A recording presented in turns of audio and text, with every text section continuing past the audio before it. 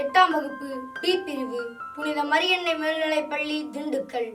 செந்தமிழே செங்கரும்பே செந்தமிழர் சீர்காக்கும் நந்தா விளக்கணைய நாயகியே முந்தை மொழிக்கெல்லாம் மூத்தவளே என்னும் அரங்கனின் கூற்றை வைத்து எனது குழந்தைகள் தின சிறப்புரையை உங்களிடம் பகிர்ந்து கொள்கின்றேன். இறைவன் படைப்பில் இயல்பு கெடாமல் தொடரும் பட்டியலில் இன்றும் உயர்த்திருப்பவர்கள் குழந்தைகள். அவர்களை கொண்டாடும் தினம்தான் குழந்தைகள் தினம். நம் இந்திய முன்னாள் பிரதமர் ஜவஹர்லால் நேருவின் பிறந்த நாள் அன்று அனுசரிக்கப்படுகிறது. நாளைய இந்தியா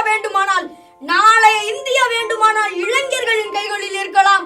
ஆனால் நிச்சயம் நாளைய உலகம் குழந்தைகளின் உள்ளங்கைகளில் தான் அடங்கியுள்ளது. ஆம், மாணவர்கள். குழந்தைகள் மாணவர்கள் என்னும் பரிமாணத்துக்குள் சரியாக பொருந்திவிட்டனர். ஆனால் முன்பொரு காலத்தில் அவர்கள் குழந்தைகளாக இருந்திருக்கவில்லை. சில காலகட்டம் வரை அவர்கள் மாணவர்களாக இருந்திருக்கவில்லை. இதற்கு குழந்தை தொழிலாளர் என்ற இருண்ட வரலாறும் குழந்தை திருமணம் என்ற மிரட்டு வரலாறும் மிக முக்கிய காரணமாக இருந்தது. தற்பொழுது மறைமுகமாக இருந்து வருகிறது. இதற்கு பகுத்தறிவு பெற்ற நம் சமூகத்தில் இவையெல்லாம் வெறும் காணொலி பதிவுகளை கடந்து செல்வதில் தொடங்குகின்றன. நான் ஒன்றும் இச்சமூகத்தை குறை கூற வரவில்லை. சமூகத்தின் அடுத்த நிலை, வளர்ச்சி, மாற்றத்தை பற்றி பேச வந்துள்ளேன் எனலாம். ஓடி விளையாடு பாப்பா, நீ ஓய்ந்திருக்கலாகாது பாப்பா. கூடி விளையாடு பாப்பா, ஒரு குழந்தையை வையாதே பாப்பா என்று எங்களுக்கு கலங்கரை விளக்க கவிதைகளை இட்டு சென்றார் முண்டாசு கவிஞர் பாரதி. குழந்தைகள் தங்களது வாழ்க்கையை விளையாட்டுடன் மகிழ்ச்சியாக கட்டமைக்க வேண்டும் என்பதே அவரது அறிவிப்பு.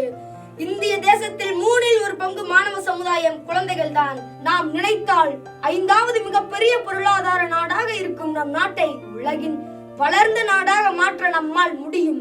பெயரிடப்பட்ட அனைத்து துறைகளிலும் நம் நாட்டை வளம் பெற செய்ய நம்மால் முடியும். இதற்கு நமக்கு தரப்பட வேண்டியவை தரமான கல்வி, ஊட்டச்சத்து, பாலின சமத்துவம் மட்டுமே ஆகும். வாருங்கள், இணைந்து நடப்போம், சோதனைகளை கடப்போம், இலக்கை எடுப்போம், வாழ்வில் சாதிப்போம். நன்றி, வணக்கம்.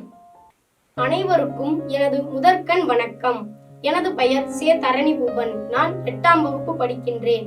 குழந்தைகள் இளம் வயதிலே பல சாதனைகள் புரிகின்றனர். அதற்கு உதாரணமாக இன்று உங்களிடம் சாதனை படைத்தவர்களை பற்றி கூறுகின்றேன். நாடும் வீடும் நமதிரு கண்கள், கல்வியும் ஒழுக்கமும் நமதிரு கடமைகள். ஆம் மாணவர்களே, ஹாலந்து என்னும் நகரை கடல் மூழ்கும் அளவிற்கு அந்த நகரம் மிக கீழே இருந்தது. அந்த கடல் நீர் உள்ளே வராமல் இருக்க அந்த நகரில் சுவர் ஒன்று கட்டப்பட்டது. ஒரு நாள் அந்த சுவரில் சிறு ஓட்டை விழுந்ததை கண்ட பீட்டர் எனும் 8 வயது சிறுவன், இந்த ஓட்டை பெரிதானால் நம் நாட்டில் பல உயிர்கள் இறக்க நேரிடும் என்று நினைத்தான். உடனே தனது விரலால் அந்த ஓட்டையை மாலை முதல் மறுநாள் காலை வரை உணவு உறக்கமின்றி நாட்டு மக்கள் உயிர் பெரிதென அடைத்திருந்தான். தன்னலமற்று நாட்டு நலம் விரும்பினான். அந்த பீட்டர் எனும் 8 வயது சிறுவனின் தியாகத்தை நினைவுபடுத்த அவன் சிலை ஹாலந்து நகரில் வைக்கப்பட்டுள்ளது. அவரை போலவே ஒரு பெண்மணி, அவர் பெயர் மலாலா. இவர் பாகிஸ்தான் நாட்டில் பிறந்தார். தாலிபான்களால் பெண் கல்வி மறுக்கப்பட்டது. அதனால் தனது 12 வயதிலே பெண்கள் கல்வி பெற வேண்டும் என்று கட்டுரைகளை புனை பெயரில் எழுதினார். பிறகு மாறு வேடமிட்டு பள்ளிக்கு சென்று பயின்றார். 15 வயதில் தாலிபானால் அக்டோபர் 9, 2012ஆம் ஆண்டு சுடப்பட்டார். ஆனாலும் மீண்டும் உயிர் பிழைத்து பெண்கள் கல்வி பெறுவதற்கு பாடுபட்டு வந்தார்.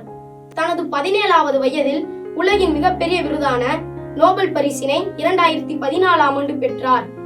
சாதிக்க வயதொரு தடையில்லை என்று நிரூபித்தார். நாமும் இவர்களைப் போலவே சாதனை படைத்திட அனைவருக்கும் எனது குழந்தைகள் தின நல்வாழ்த்துக்கள்.